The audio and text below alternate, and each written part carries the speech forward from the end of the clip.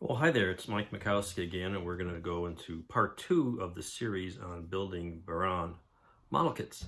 So, first part was sort of an introduction overview because I've already gotten pretty well into it. Right here, we're going to go into some of the other things I didn't cover that I've already accomplished. And let's start with the Buran orbiter for these small STC Start kits that are in 1/288 scale. Here's the my little workbench, and here's a little tiny orbiter. It comes in basically a top and bottom. A couple is like what I'm holding here is 1, 2, 3, 4, 5 pieces. The bottom is a single piece molded in black. It's a top fuselage, a couple of aileron flaps, and the tail. Oh, and a little back piece. Maybe it's 6 pieces. And then later on you put a couple little engine nozzles on there. But there's not much to it.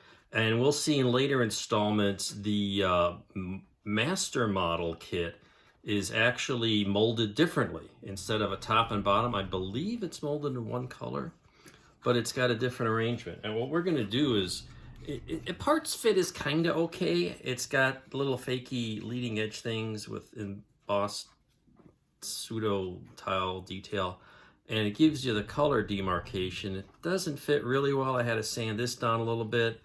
It's got open gap windows, which I'll probably use some crystal clear later on.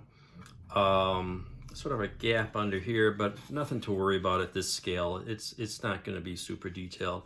Put a little white putty behind the leading edges, and I will paint this. I'm going to get some primer, white primer over the top, and then I'll repaint the bottom, because I'm going to cover the tile edges with these decals. And it's going to be interesting to see how that's going to work. These are decals I made. I found an image of decals from, I'm not sure which kit, I'm sorry. Maybe it's one I've got. But I found this, shrunk them down, and this will be interesting to put around the chines and the nose area.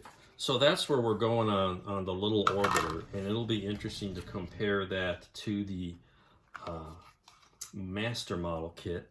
And of course, since these are all in the same series, they all come with the same base. So I've got 2 of these bases here. It comes in 2 parts. And actually, it looks much like the actual base on the real thing. You can see here's kind of the permanent base. It's a little darker gray. There's some sun shining on it here. And this is part of the mobile launch platform that you can actually see on one of these photos here of Holly's, if I haven't hidden it. Actually, you can see the base here as well, kind of a lighter color. That's the top section. And then the bottom base is this. It's kind of a gray. And that top section is what's on the bottom of the transporter back down here. So what I'm going to do, and as I did it for this earlier kit, it's going to wind up looking something like a dark gray, and I'm probably going to use Mr. Surfacer. I've got some of this, and I'm just going to use it, because normally I like to use the Tamiya primers, but this is expensive. Not to say that Mr. Hobby isn't any cheaper, but that'll make a nice gray. So I'm just going to prime it, and it's going to be good to go. I've got this other white primer that I was recommended by my local hobby shop, Citadel Coral.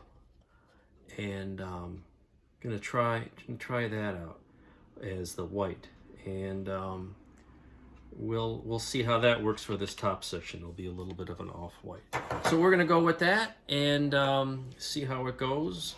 It doesn't have to match this, and I don't know if the other kits have a base like this. I don't think so, but that's what we're gonna try on these, and that's an update for you. Thanks very much.